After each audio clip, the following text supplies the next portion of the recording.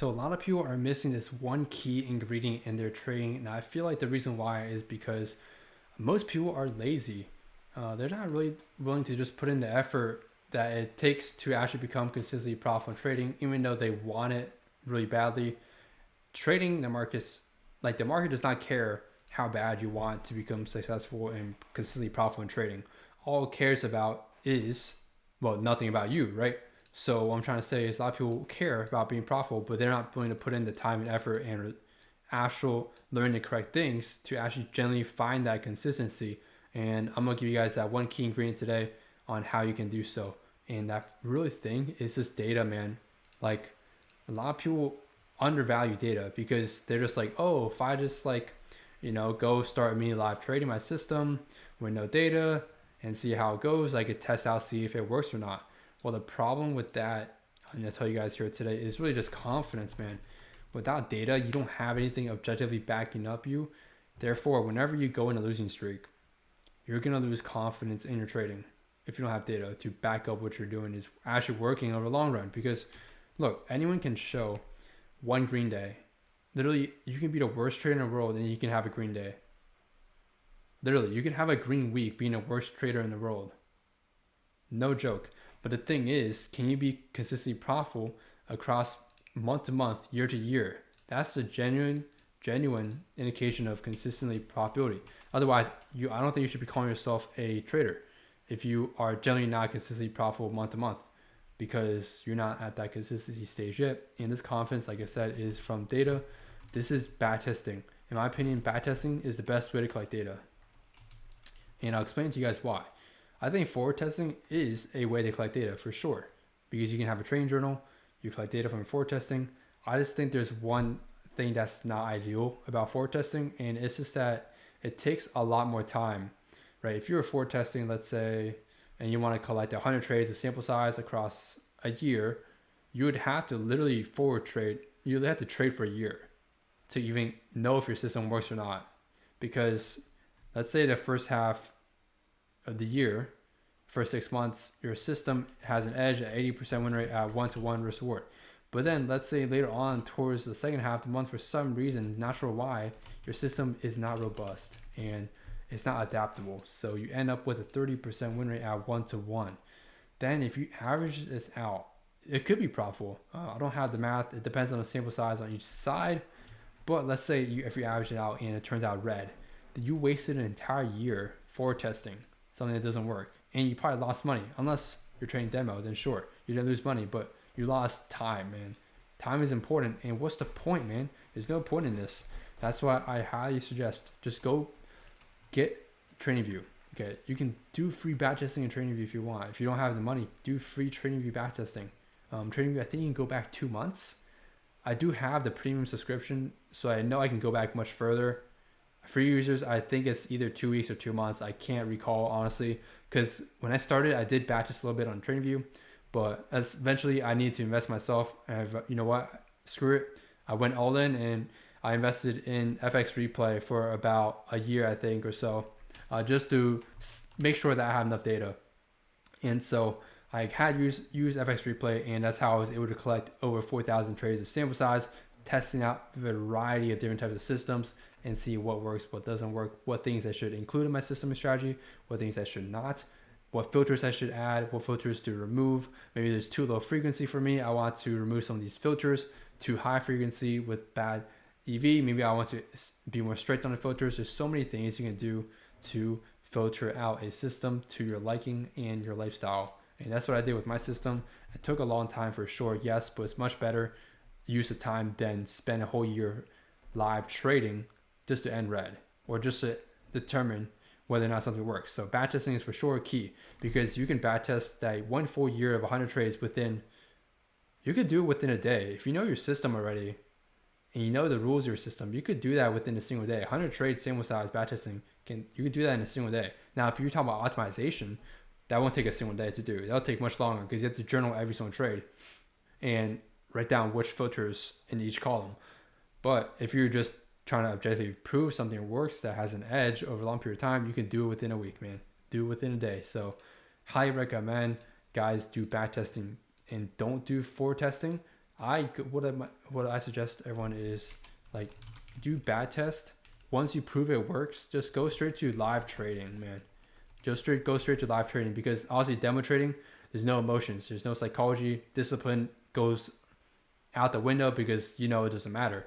So don't do demo trading to me unless you don't know how to click buttons, or you don't know like stop loss, TP placement. If you don't know the broker, or not the broker, if you don't know the platform or how to use the executions or how to execute your trades, and you're that new, sure, for sure, do demo to test out everything. But once you know the basics, man, just do live trading, man. Go straight into whether that's a funded account, whether that's a personal account. I mean, there's no other really accounts you really have, just meaning those two.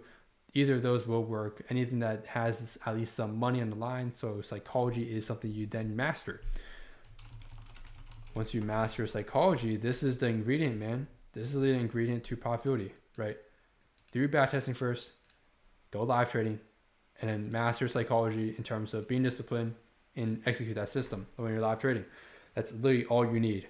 This is the profitability at its simplest, and I've emphasized this so many times, but I feel like a lot of people, they'd rather skip this step here, bad testing, because it's a lot of work. But if you want good results, you have to put in the work. A lot of people, they jump straight to here, live trading. And it's just like, the problem is, let's say you do have a good system, right? And it's profitable by coincidence, maybe, for example. Even though you didn't backtest this, you're like, I'm chilling, right? Cool. That's cool and all. But what happens, I see majority of times, is these traders, since they don't have specific data points on things like max losing streak or average losing streak, very important, they go on tilt after a few consecutive losses. And this is the main problem, man, because once you go on tilt after a few consecutive losses, it's over. You're not trading your edge anymore or strategy, and you actually will go negative in your P&L, because taking random trades has no edge in the market. Whenever you're tilting, there's no edge in the market. If you're saying you basically want to gamble, you should be going to a casino. The reason why I think trading is also so addictive also is because it's easier than going to a casino. You just click buttons wherever you want to make or lose money, right? It's literally a more, it's literally a casino in your hands. That's literally what trading is, man. Especially people that trade off their phone, bro. You literally have access to a casino in the palm of your hands. But that's only if you're not a real trader and you're taking random trades. If you're following a system that's proven profitable, that has an edge, you're not gambling. If you want to call it gambling, you can call it calculated gambling, where you have predetermined odds essentially that you've tested that have an edge. And calculated gambling is a great way, because that's what casinos do. Casinos is considered calculated gambling. The house is calculated gambling. Casinos, like for example, blackjack, I think it's 51% win rate for the casino. So they have a 1% slight edge that makes them a ton of money over the long run, because of the frequency of number of people coming in and out every single day, giving their money to a casino. And this is why the longer you stay at casinos, the more money you will lose, the lower your edge becomes because of these probabilities.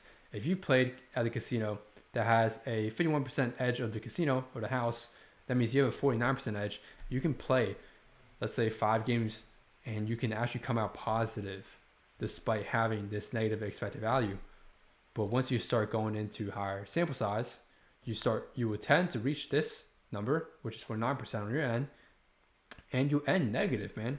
So that's why, like, people that stay in the casino all day, you're just digging a bigger hole for yourself. Same thing with trading. Same thing with taking random trades. You're digging a hole for yourself. So this is the key ingredient a lot of traders are generally just missing, right? They don't know their max drawdown. That's normal. So like, even if you have a very good system, if you hit like a 5 loss streak and you're at, let's say, let me find a screenshot real quick. So this here is from a free training Discord, man. I have a lot of free resources. You definitely want to check that out if you're not in the free Discord already.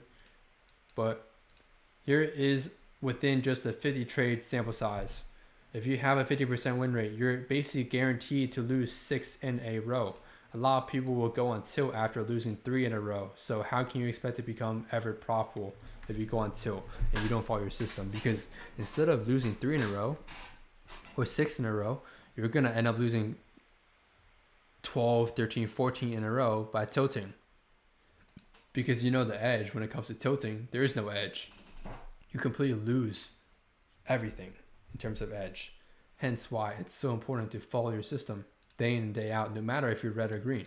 You still follow the system. Because you know, by following your system, you will come out green at some point. You don't know exactly what point, you just know roughly.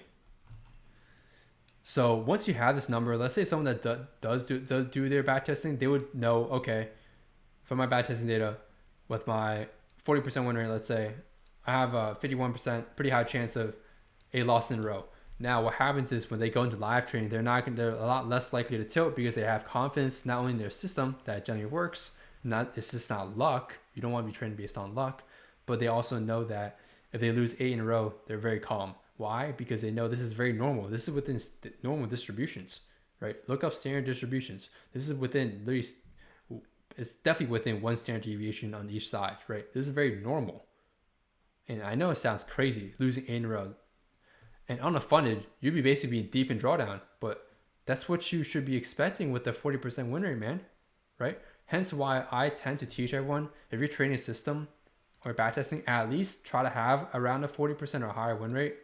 Even if you have high risk reward, I understand that, but psychologically, for me at least, it was just hard, man, to trade something that's a low win rate system. So I prefer something a little bit higher, where I have around a 60 to 65% win rate with a still solid 3 to 4 risk reward average. So hope this video helps you guys out and understand, this is kind of like the key ingredient you really want to add to your trading if you still have not found success. Stop jumping around, give a system plenty of time and try to optimize it. And if it still doesn't work, then jump around.